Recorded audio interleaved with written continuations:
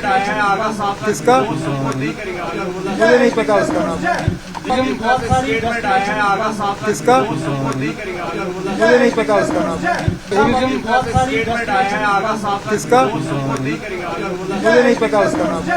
ये साल हमारे लिए मुश्किल रहा। पहले पहलगाम का हमला,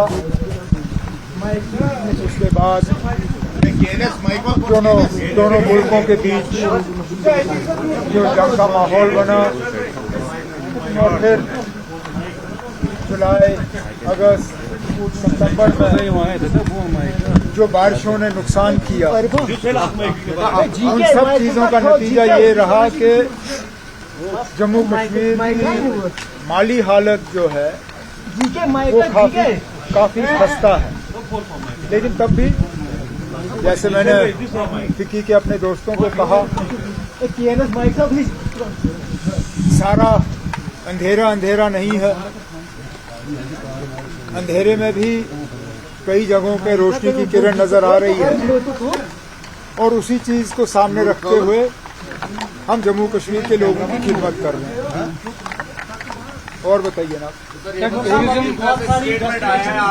किसका मुझे नहीं पता उसका नाम।